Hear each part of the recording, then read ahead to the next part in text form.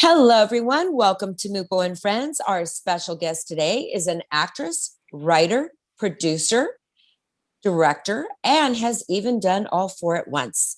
A native of Chicago, she's worked with Collaboration, the renowned Red Moon Theater, where she performed at TEDx Midwest, the Lyric Opera House Chicago, and the Museum of Contemporary Art Chicago.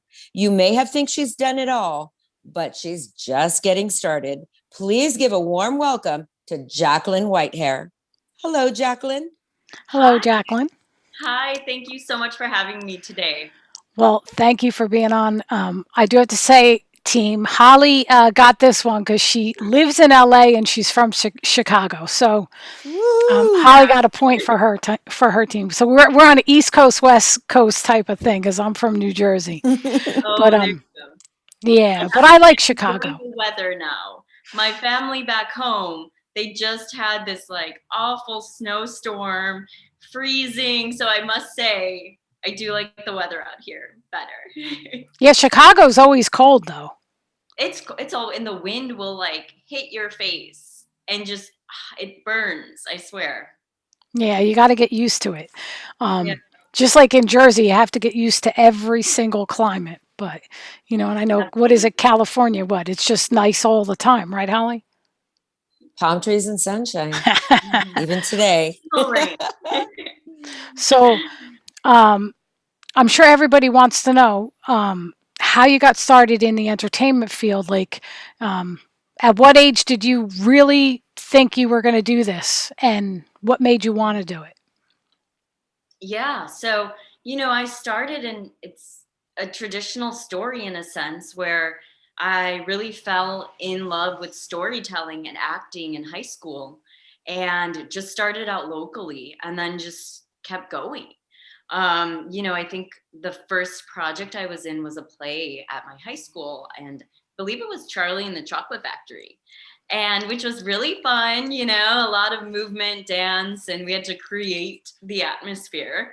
And from there, I just studied it in college and kept training and auditioning and just continued on. Do you remember what was your first big part that you knew was a turning point for you?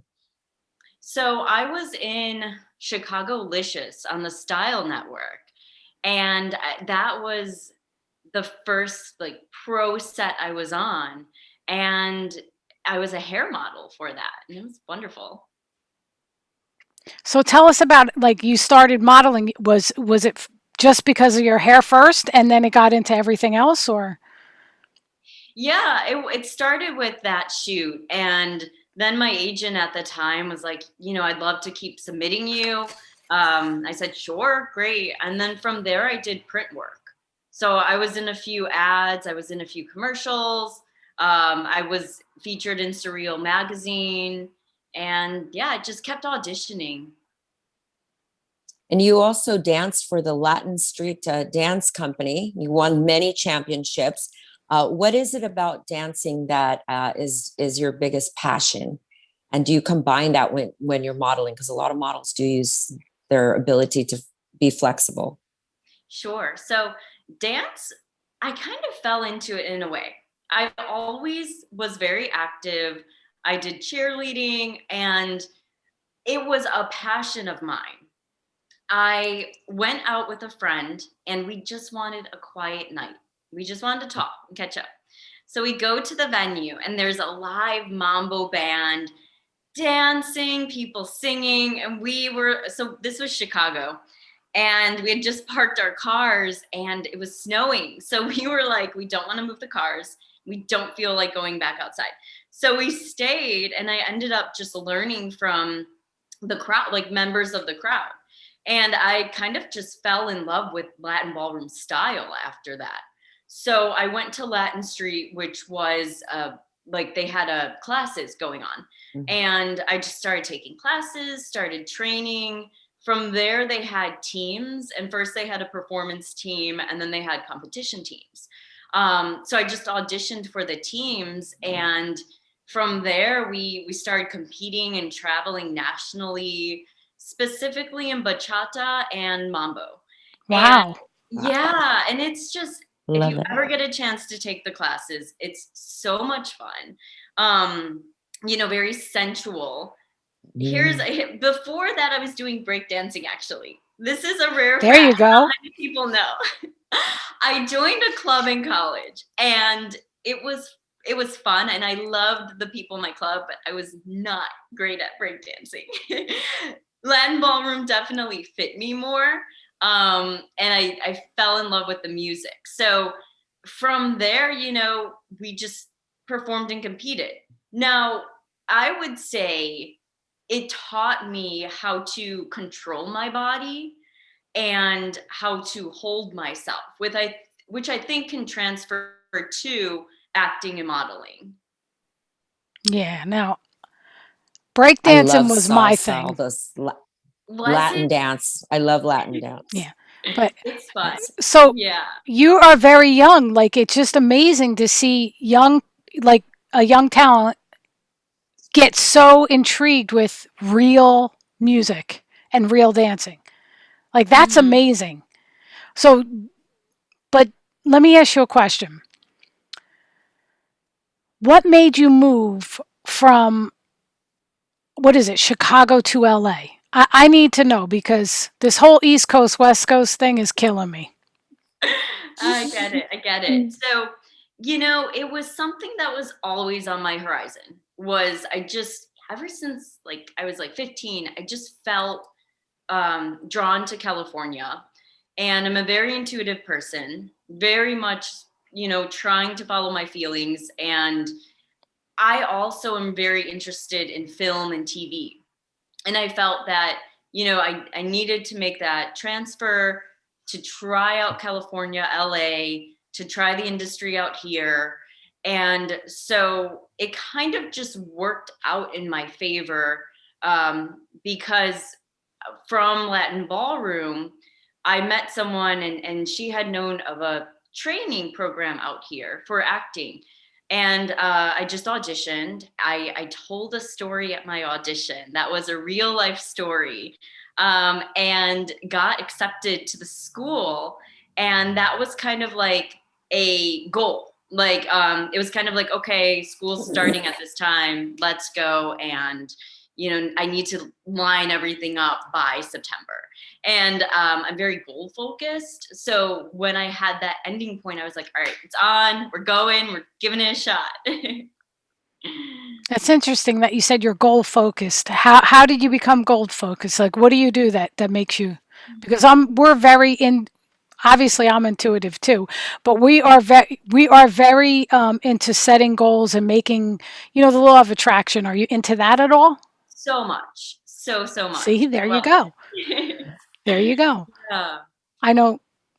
I know that when you're intuitive, did you know it when you were young that you were going to be intuitive, or did you just everything like? Because you seem like the type of person that you make things happen, and there's people out there that want to make things happen. So what would you tell them to, like, give them some advice? Because not everyone listens to me, and when I'm right most of the time. No.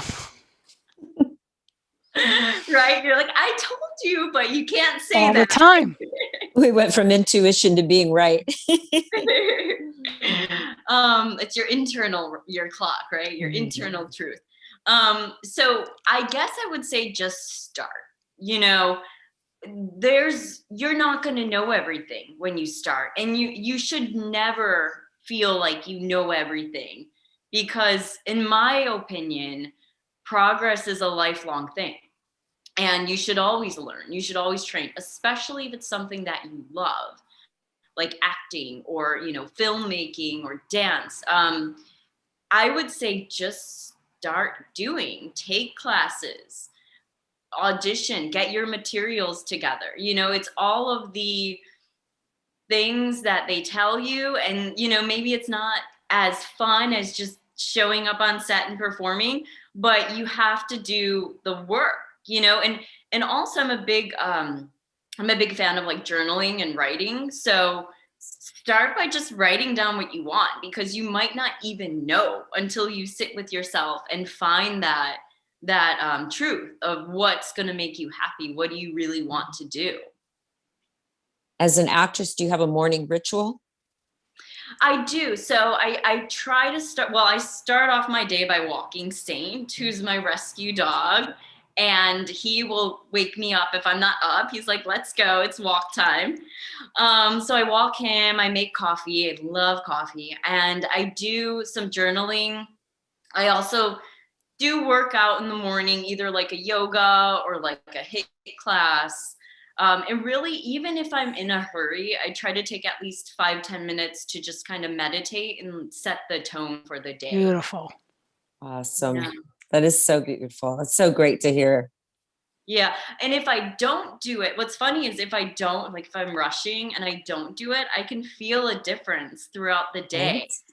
Yeah. I don't know if you guys like to meditate, but it You does you set the tone. you Oh, yeah. absolutely do. If I don't do my morning rituals, I don't go through the gratitudes and meditations. It just sets your day right. I feel the difference when I don't. Absolutely. Yeah. It's so great to see someone so young implementing that naturally. You've been doing it since. Yeah. It's so important. That's because she was raised right by her parents raised her correctly. Yeah, they're great people. Well, you've studied quite a bit. Stella Adler, Meisner, James Franco, Scott Kahn. What are your takeaways from those different techniques that you studied? Sure. I think they complement each other well. So Stella Adler was very script focused. And she was, you look at the script, you break it down, you need an intention, you need the thoughts, you need the actions. Whereas Meisner, I felt, because I studied Stella Adler first. So after that, I had like a structure. And Meisner was more like, okay, throw that all away, just respond to the person in front of you and tell the truth. And so it was this interesting mix of like very structured and imagination versus very like, he wasn't as strict as Strasberg, method acting, but he was like energy flow. I feel like I pulled parts of both and other coaches, some of their teachings to build something that's a combination. So like you have to sit down, in my opinion, everyone has their own method, but how I approach a character is you have to do the work on that person. So research, I did a lot of research with the Nellie Bly story, writing out what they want in the scene, writing out their intentions. But then you also have to find their their energy, or like you have to allow yourself to kind of throw it away in a sense. No, that I don't want to say that. You kind of want to let yourself be present. So the work is still there, but you want to trust yourself to respond in the moment with someone versus try to plan what you're going to say. Because then to me, it turns out a little bit stiff. Again, going from that gut instinct. Exactly. Yeah. Speaking of the Nellie Bly story, that's an installment of the series of featuring interviews with women who are ahead of their time. Can you share a little bit more about that with the audience that's not familiar with it, and who else is going to get interviewed, if you're allowed to say? Yeah, absolutely. So, I love Nellie Bly. Her story is amazing, and what she accomplished in her life is fantastic, in my opinion. And so, I actually created it as a one-woman show, and I was going to perform it, but COVID hit last year, and all of the theaters shut down, and the Fringe Fest was closed. So I had to think, my heart was telling me I really wanted to share the story. And I thought, what would be a cool like kind of transfer? And what came to me was it would be amazing if I could sit down and interview her. And we could hear, like, if we could take her from wherever she is for a day and just ask her about her life. So that's kind of where the project was born. And then from that, I realized like there are so many cool stories. I love period pieces and history that, people just don't know or maybe they do. I don't know. And so I find them fascinating. I feel like other people would as well. So right now I'm in the process. I'm researching and writing, and someone who's really kind of piquing my interest is a woman named Ada Lovelace. And she was the first computer programmer. And she programmed a computer like before they knew what it was. So essentially, she was a mathematician in the mid 1800s. And she was working with a professor of mathematics, and he was creating what we would now call like the very, very early pre-computer machine. And she made notes on it. And then 10 years later, after she had died, they realized what those notes were. So she was kind of like ahead of her time, the fact that she was the first published computer programmer, which to me is just, that's amazing how your mind can work so quickly like a machine. I think that's fascinating. And it's fascinating to have you bringing about so many powerful women that have existed in the history of time. I love what you're doing with that. We're going to take a quick, you're welcome. We're going to take a quick break, and we're going to be right back with more from Jaclyn Whitehair.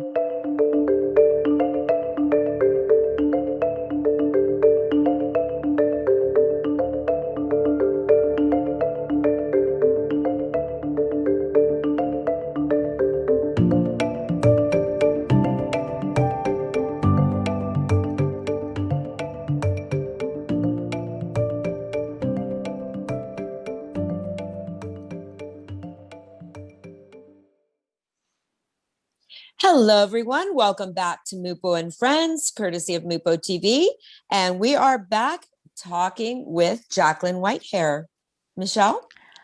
And I have to talk about the dogs. So you rescued a dog, Saint. Tell us how you found Saint.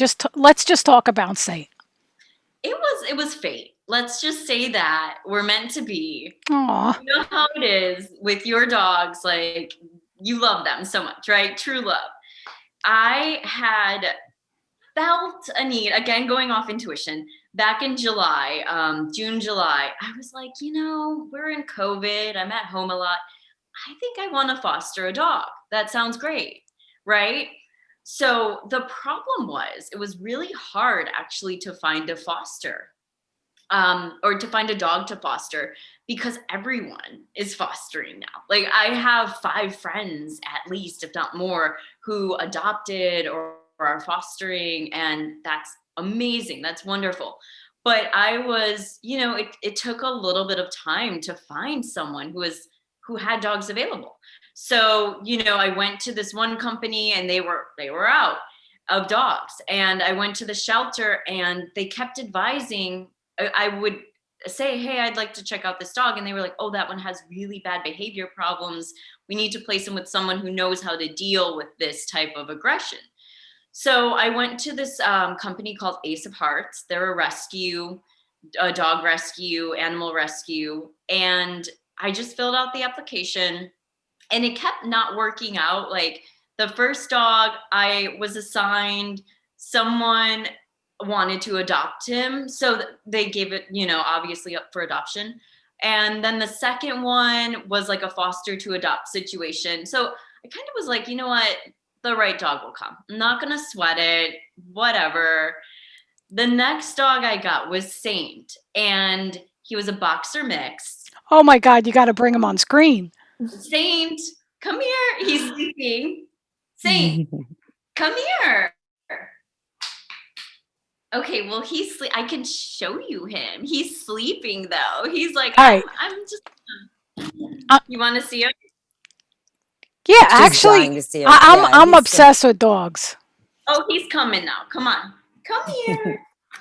Okay, I woke him up. He's going to make his cameo appearance. Come here.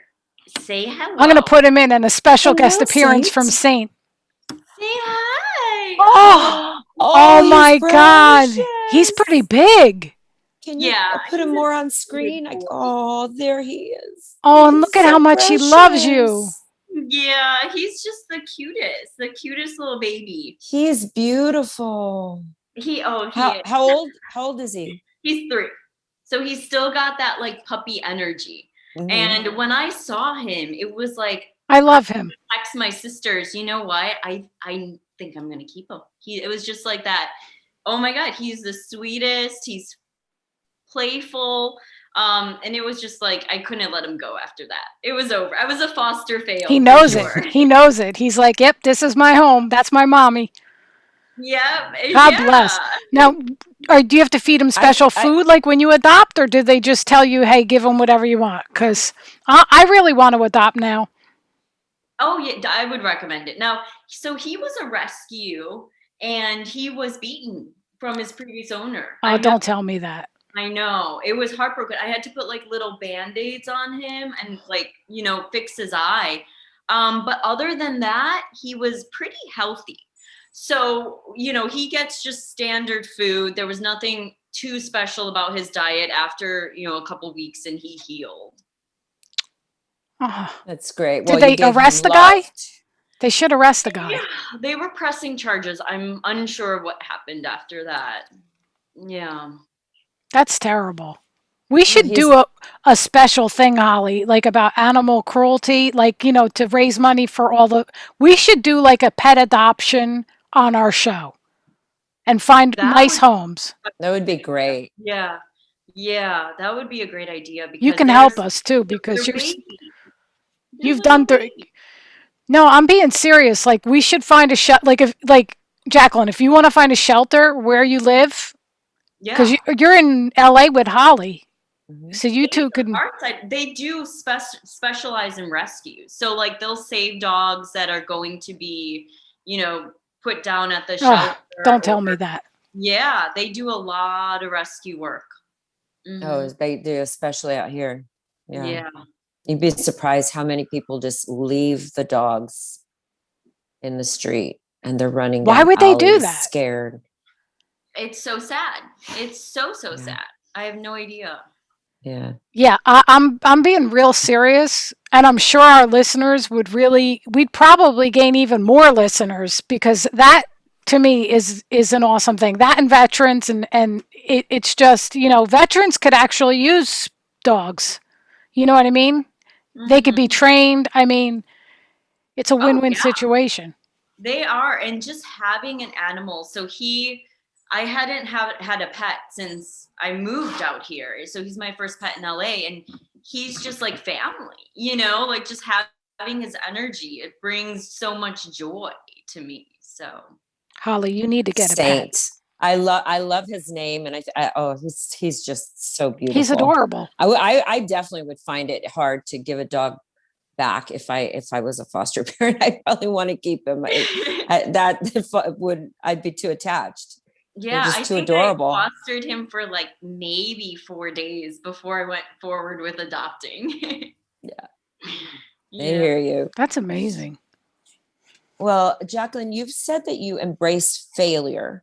And what have you learned from times in your life when you felt you have failed? What have you taken away from that?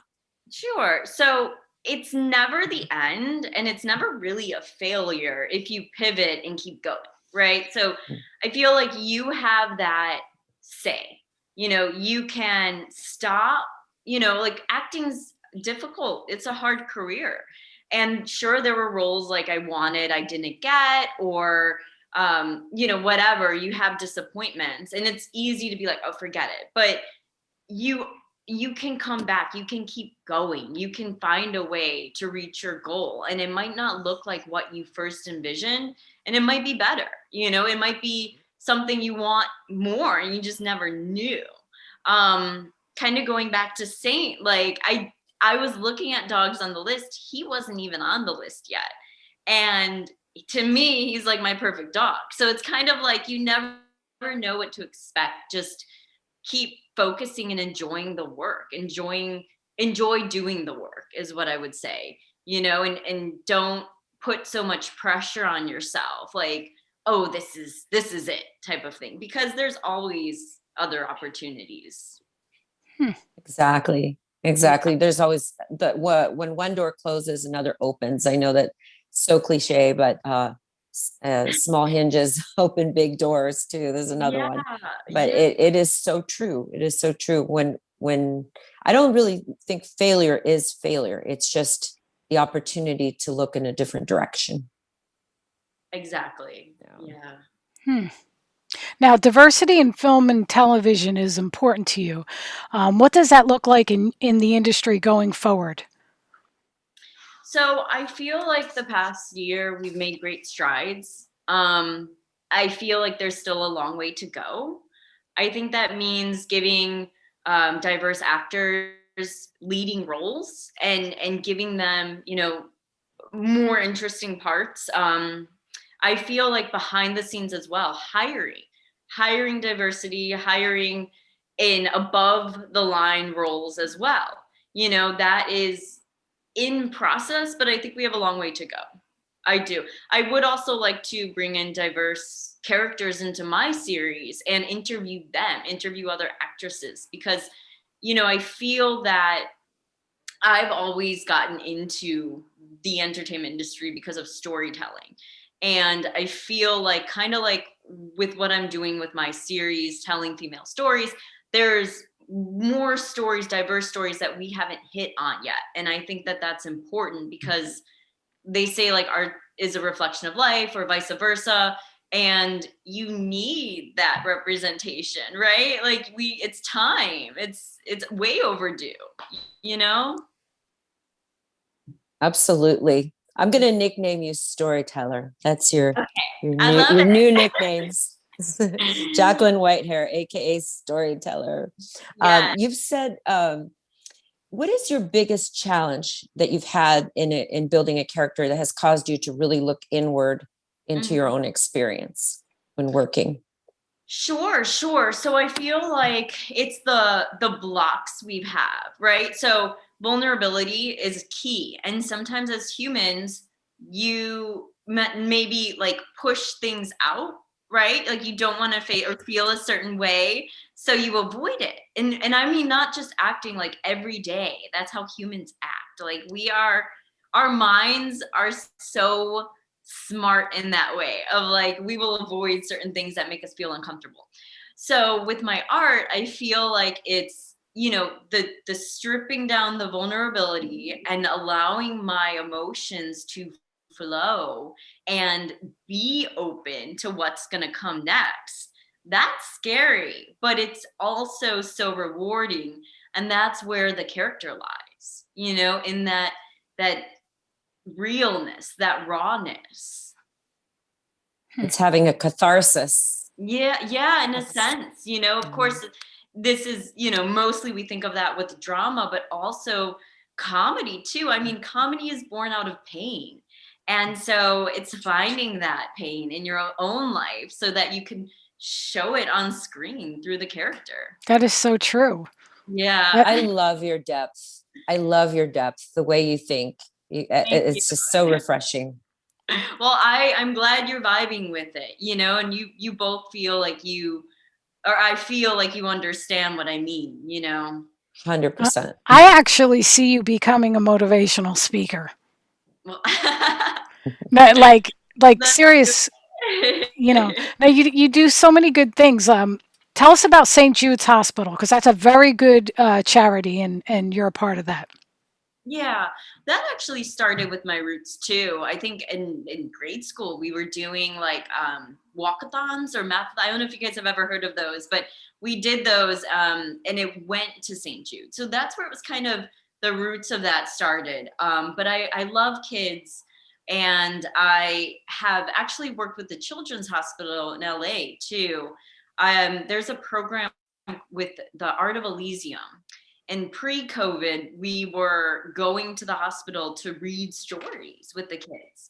And it was just, it was amazing to be able to see their joy, because it's entertainment, right? So that was like a mini play for them, which I think is important, and I think the work that they're doing, that St. Jude's doing, I mean, I love kids, and I hate to see little kids sick. It makes me I so sad. agree. Yeah. It's they're the way of life. That's my charity. I have a soft spot for St. Jude. So Do you? I Yeah, love, yeah, I I love, do yeah, too. you're right. The little kids, it's just, they're so brave. They're so courageous. Yeah. Whenever run a racket in my head, I think of that little kid over there at St. Jude's just fighting, fighting so hard and overcoming, and yet how wise they are, and how much depth they already have in their little beings or little souls that they are. And Right. it makes you really look inside yourself, that we have so much strength to pull from, so much courage to pull from inside. So Absolutely. yeah, always happy to hear is about St. Jude. You have used improvisation um, when having to deal with challenges on set, such as props not being in the right place. Antigone was an example. How do you turn that around when you're performing, you're live, the camera's rolling, and everybody's Yeah. watching? Right. Right. The pressure's on. Right. Um, it's when you're in the moment, you just do. Like if you've done your work, if you've rehearsed and you're on stage and or in front of the camera, you just roll with it. I mean, you just literally keep rolling with it. Specifically in live theater, because there's no like cut. I feel like on camera acting, you get a little bit of leeway, and there are team members looking out for like the props and the continuity. But in theater, I mean, once you start, that's what they teach you. You just keep going. And so I think it's just using those instincts in the moment. And that's where like the Meisner comes into play. That's where like the energy work comes into play, is just trying to decide what your character would do, and it's instantaneous. You kind of have to just go with it and hope you made the right choice. And if you're staying present and truthful to the scene, usually it will be fine. A similar thing is when you forget a line. There's this slight moment of panic. I find that oftentimes you forget something or the line when you stop breathing. So like I've been on stage and forgot something, and then I just took a deep breath and it came back to me.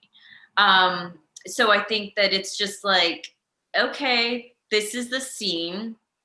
My character would likely respond in this way. And then just going off of that.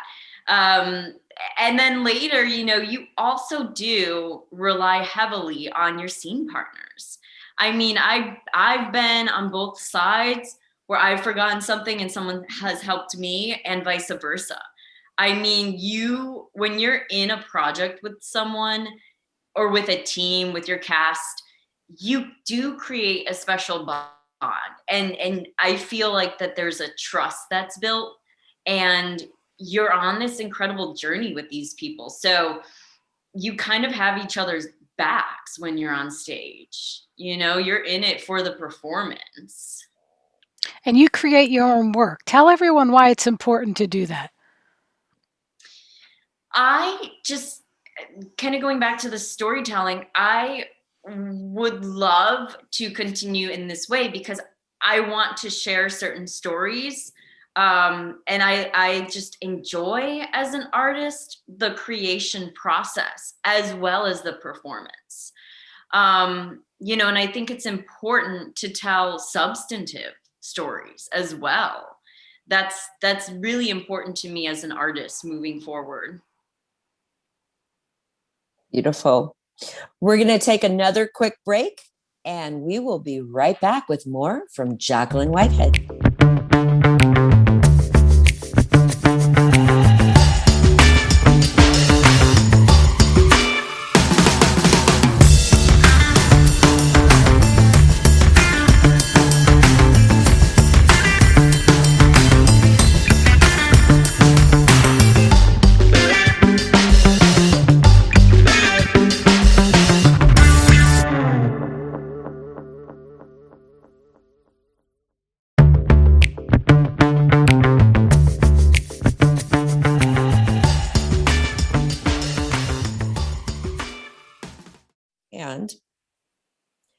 Hello, everybody. Welcome back to Mupo and Friends. We are here with Jaclyn Whitehead.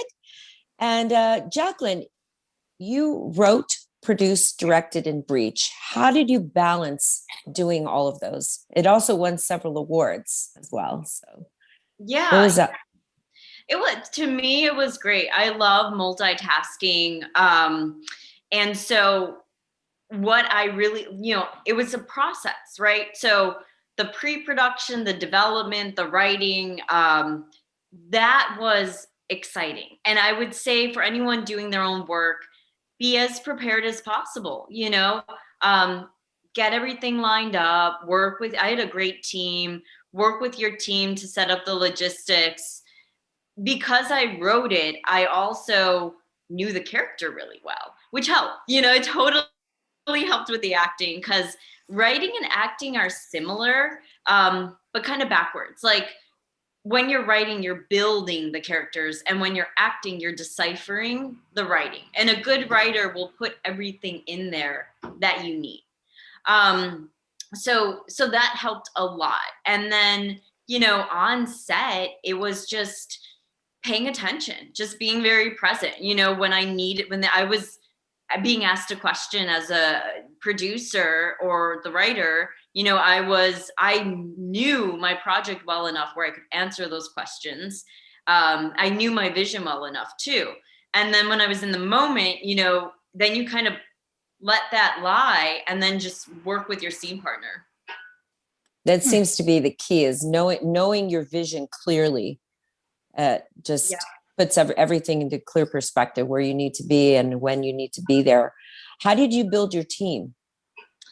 I had worked with Brandon. He was the director, and he was just a friend of mine, and we kind of vibe. Our energy vibe gelled. Same with the DP, Bobby. He's a very talented DP. And again, it was just the right energy. It was the right timing. Timing makes a big deal, or it's important, because a lot of people have projects going on. So you want to make sure like the schedules align first. And then from there, it was just kind of, pulling in people who we trusted and people whose work we liked. Now tell us about Sell, Buy, and Date. Yes. So Sell by Date. I do work with Foment Productions, and Sell by Date is Sarah Jones' play. She's also a solo artist and performer. And I worked with her as an assistant, and then just kind of worked my way up in her company. And Sell by Date's a play that she performed. So I went from assistant to coordinator on her play, and then she took it on tour. She performed at USC, Pomona, New York Live Arts, and I was associate producer for that tour. So currently, she is doing a documentary inspired by the play, and I'm associate producer on that documentary. So it's her directorial debut, and Meryl Streep and Rashida Jones are EPs. So we have a really, strong team, and I'm so excited. It's so great to be around, women like that, and learning and seeing it all come together from the perspective of a producer. I noticed you work with a lot of women. You're very much into women's causes and empowerment in the work you do. What is a character that you have played that is the furthest from you, from your personality? That's a good one. I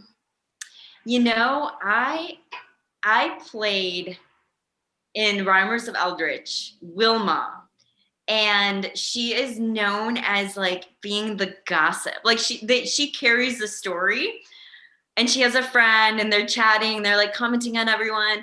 I would say they're very judgy. Very, very judgy. Like I'm observant and intuitive, but she was very, very judgy.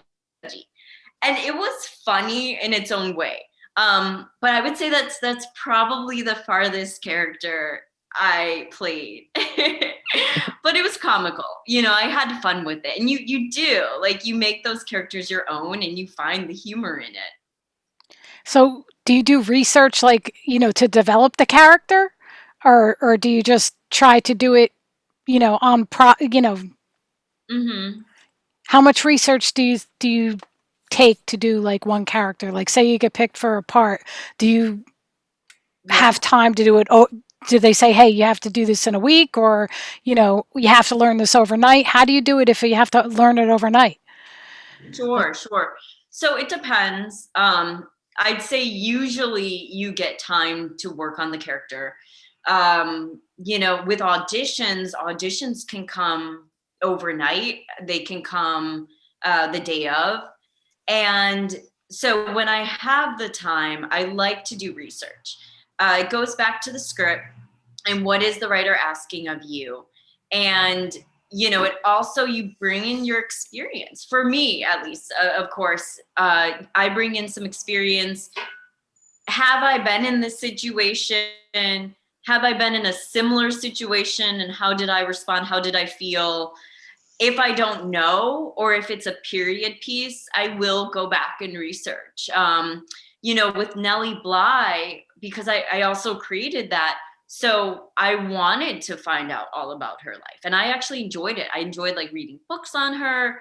She was a fantastic writer. So she wrote her own books. She wrote many articles that I went back, I found and read. And so to me, that was fun. I love researching. And I do that with a lot of characters if I have the time.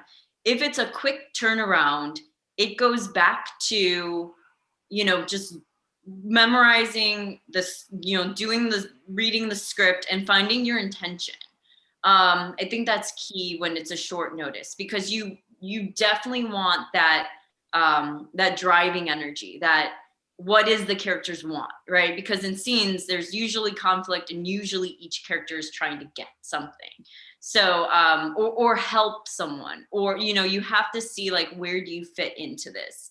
And then play that truthfully. What unique storylines would you like to see stronger female characters portrayed in? I think that's starting to come out, which is really exciting. One frustration I had when I was beginning acting was that I felt that there was limited choices for women. And, the roles, because they would say, okay, pull a monologue. When I was training in Chicago, they were like, pull a monologue that you could do. And I would find mostly it was like a woman fighting with her boyfriend, a breakup scene, or was the girlfriend to a lead, and so that was frustrating because I kept finding just the same scenes. And now it's starting to happen already, but I would love to see women being, leads in roles that aren't just around those traditional stereotypical jobs or romances. Queen of the South, I love that TV show. Love it too. So do I. Love the two. Oh my God, I love Teresa. I love the two leads because they're tough but feminine, right? And I think that you can have a feminine, sexy lead while also being strong, while also being, imperfect, like being kind of rough and making these decisions of, executing someone because they betrayed your trust. That to me is exciting. The Kitchen with Melissa McCarthy was in that one. That's fun too. Like the mafia one. Yeah, She's hilarious. I love her. She's so funny. She's so funny. Now, did you ever meet her? Or I haven't. No, I'm a big fan of her work.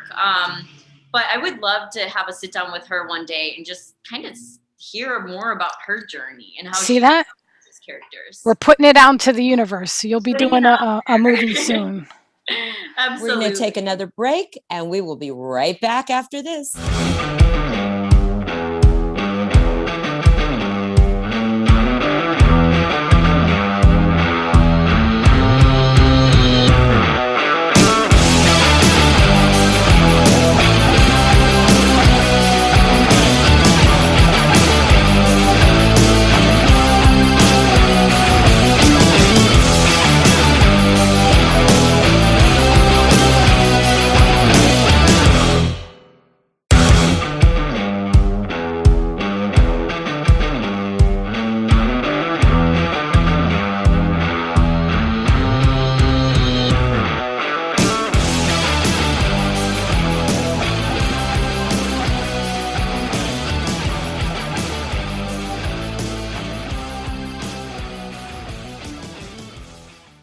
And we're back on Mupo and Friends. Welcome back with Jaclyn Whitehair.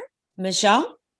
Have you faced any challenges being a woman in the world today? Because you are doing something amazing.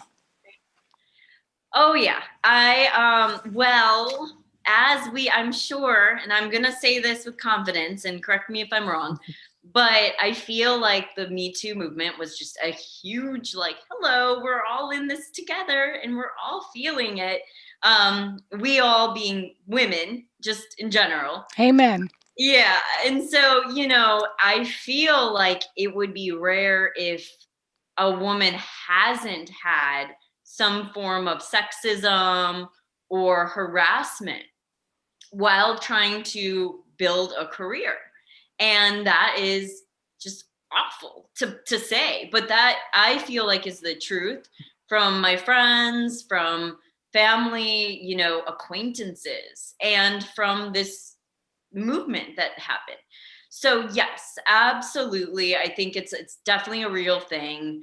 That's part of why I want to put these stories out there. I feel like it's time to celebrate stories that maybe never were celebrated because of the time period they were in. So that's what I'm doing with this project. So yes, in the short term, absolutely. Yeah. And it's time to change that.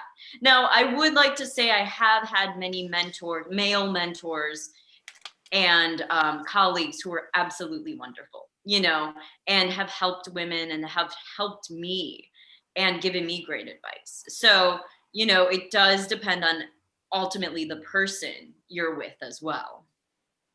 That's right. Absolutely. And I know a lot of people feel like when we talk about the Me Too that, it's not an affront on men. There's a lot of great quality men that also support the movement as well. And Jaclyn, speaking of movements, you've done so much. And is there any facet of the entertainment industry that you haven't tried, that you'd like to try, and that you would incorporate into creating your own movement, using the power that you have in yourself? Yeah, that's a great question. I haven't tried stand-up comedy yet, and I feel like I will get there eventually. With Melissa McCarthy. There you they're go. putting it out there. I have so much respect for stand-up comedians because I understand how hard it is to be live, and you just got to roll with it, and then to be live by yourself, entertaining a huge crowd. I think that's amazing work what some of them are doing. So I think that is something I would be open to trying for sure. I've never really edited either. I'm not much of an editor, but I feel like editors actually are a big part of storytelling in TV and film, and so that's something that's kind of cool. I have a couple of friends who are editors, and they have to be very visual and specific. Yeah. Absolutely, they do. So I wanted to ask you, being the Me movement and everything, did you ever think of taking, like, this is like, biblical terms, like, because they said on the news a couple months ago, and they brought it in actually the other night. They were talking about Dead Sea Scrolls that they found in Egypt. Do you know they were all women and they never got into the Bible? Like, can you imagine if we got a hold of those and had you do like portray them? That's fascinating. Yeah, I did not know that. That would be interesting, right? That's like there's a gospel supposedly from Mary Magdalene that was left Yes. out. And it's like, well, what did she have to say, right? That would be interesting. Yeah. It just makes you wonder why they do that, because I mean, think about it. Cleopatra, she ruled them all. Like, Absolutely. when did this start happening where the men had to be, like the president? You know what I mean? Like Totally.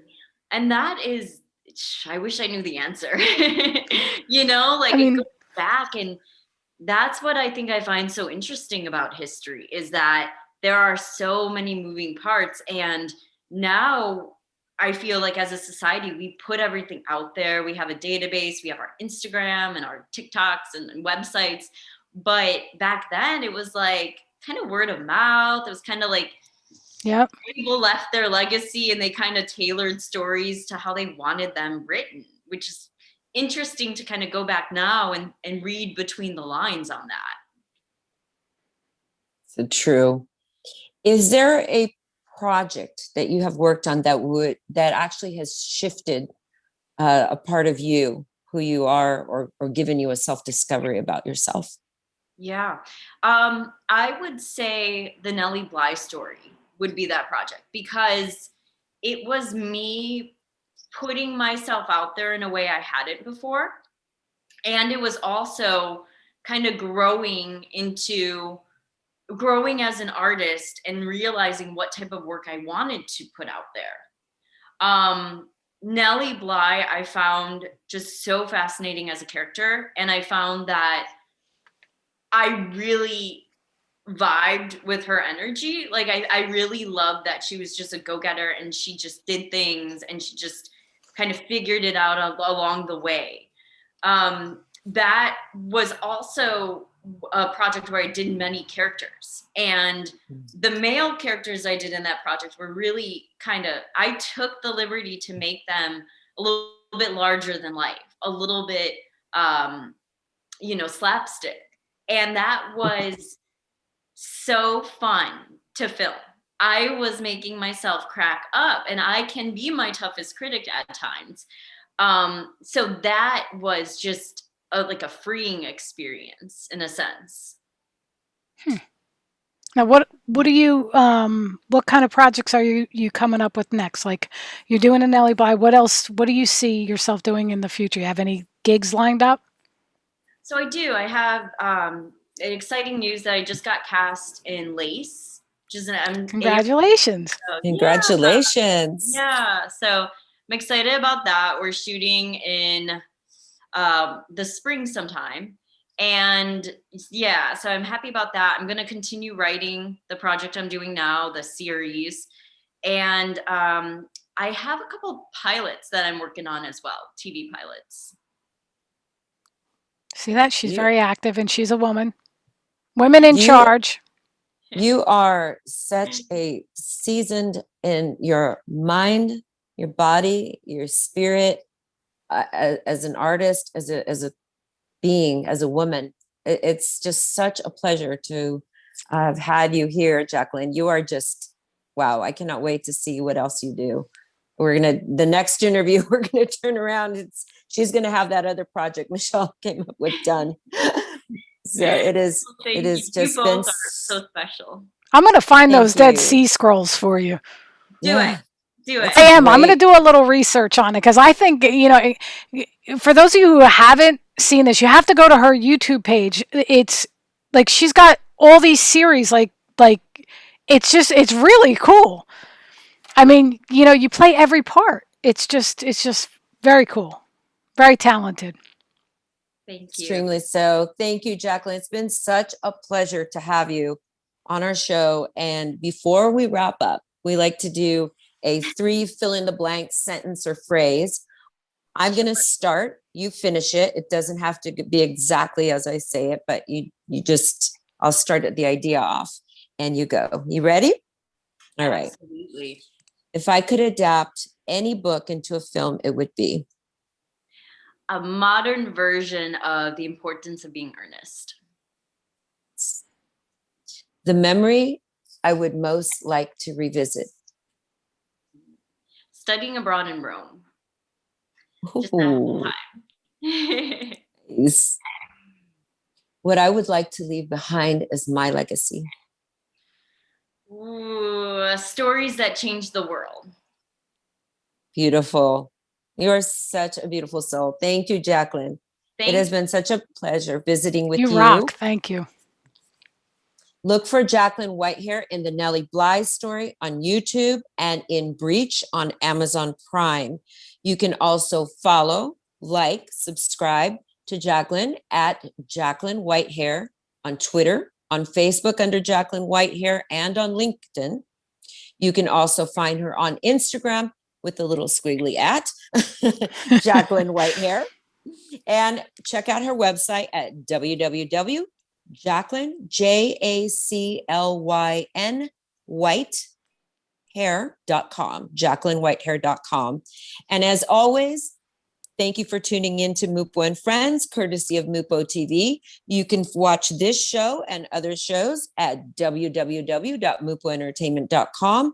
That is www.mupoentertainment.com. And until next time, this is Holly Lombardi with Jaclyn Whitehair and our CEO and mastermind of Mupo and Friends and host Michele Mupo. So until next time, we are, ladies, Over and out.